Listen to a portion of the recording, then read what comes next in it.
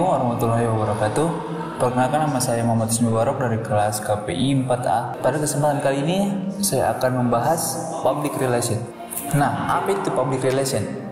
Public relation atau humas merupakan proses interaksi antara organisasi dengan masyarakat dalam menciptakan opini publik, menanamkan pengertian, memberikan persepsi, menumbuhkan motivasi, dan menciptakan partisipasi publik. Nah, itu adalah pengertian dari public relation. Sekarang adalah strategi dan teknik manajemen public relation. Strategi merupakan suatu hal yang penting di mana salah satu cara untuk mencapai tujuan sehingga visi dan misi dapat tercapai. Strategi ini merupakan cara mencapai tujuan jangka panjang dari sebuah perusahaan yang ditentukan didasarkan dari hasil analisis situasi dan riset yang telah dilakukan dengan menggunakan sebuah tindakan tertentu dan memerlukan alokasi sumber daya yang diperlukan dalam pelaksanaan tindakan tersebut. Menurut Onong Uchna Effendi, pakar ilmu komunikasi, mengatakan strategi pada hakikatnya adalah perencanaan manajemen untuk mencapai suatu perencanaan tersebut. Strategi tidak berfungsi sebagai peta jalan yang hanya menunjukkan peta arah, melainkan harus mampu menunjukkan bagaimana taktik operasionalnya. Menurut Kultip, proses public relation mengacu kepada pendekatan manajerial. Proses perencanaan strategis dalam public relation terdiri dari fact finding.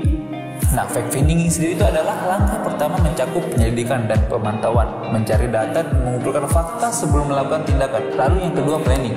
Informasi yang terkumpul pada langkah pertama digunakan untuk membentuk keputusan program, tujuan, tindakan, strategi, taktik, dan tujuan komunikasi.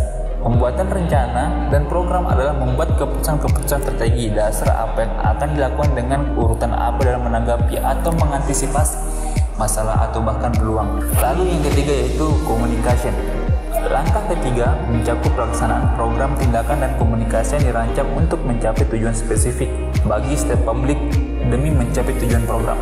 Dalam melaksanakan program, kegiatan public relation harus mencakup tujuan komunikasi public relation, yaitu kredibilitas, konteks, isi, kejelasan, kesinambungan, dan konsisten saluran kapasitas audiens. Lalu yang terakhir, evaluation. Langkah terakhir dalam proses ini mencakup penilaian, persiapan, pelaksanaan, dan hasil program. Evaluasi merupakan proses yang terus-menerus dan penting dilaksanakan. Dalam analisis terakhir, evaluasi program melibatkan banyak pengetahuan luar teknik riset ilmiah, mengadakan evaluasi tentang suatu kegiatan, apakah tujuan sudah tercapai atau belum. Evaluasi itu dapat dilakukan secara kontinu. Hasil evaluasi ini akan menjadi dasar kegiatan berikutnya. Nah, selanjutnya, langkah-langkah yang dilakukan public relation dalam memberikan kontribusi pada rencana strategi. Yang pertama, menyampaikan fakta dan opini yang beredar di dalam maupun di luar perusahaan. Yang kedua, menelusuri dokumen perusahaan, mempelajari perubahan yang terjadi secara historis. Lalu yang ketiga, melakukan analisis SWOT. Nah, selanjutnya adalah perencanaan komunikasi. Perencanaan adalah pernyataan tertulis mengenai segala sesuatu yang akan atau yang harus dilakukan. Sifat perencanaan selalu berorientasi ke masa yang akan datang. Perencanaan komunikasi adalah pernyataan tertulis mengenai serangkaian tindakan tentang bagaimana suatu kegiatan komunikasi akan atau harus dilakukan agar mencapai perubahan perilaku sesuai dengan apa yang kita inginkan. Dalam perencanaan komunikasi ada 4 elemen perencanaan. Yang pertama yaitu tujuan atau objektif, yang dimana kondisi masa depan apa yang akan dicapai. Lalu yang kedua, aksi atau action, serangkaian kegiatan yang akan dilakukan untuk mencapai suatu tujuan. Lalu yang ketiga yaitu sumber daya atau resource. Lalu yang keempat, pelaksanaan atau implementasi, tata cara dan arah pelaksanaan kegiatan.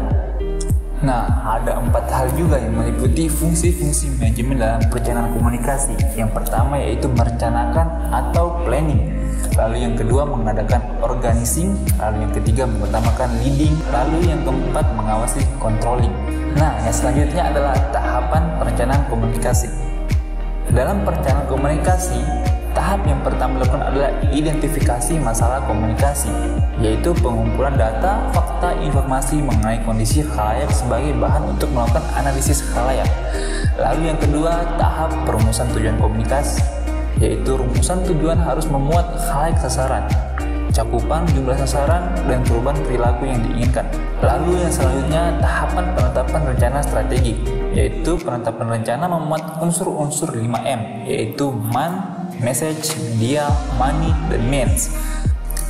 Rencana operasional adalah uraian terperinci dan sistematik mengenai rencana kegiatan-kegiatan yang akan dilakukan dalam pelaksanaan. Program menyangkut alokasi waktu pelaksanaan kegiatan-kegiatan dan hubungan antar kegiatan. Nah, itu adalah serangkaian materi dari public relation. Jadi, sekian dari saya. Assalamualaikum warahmatullahi wabarakatuh.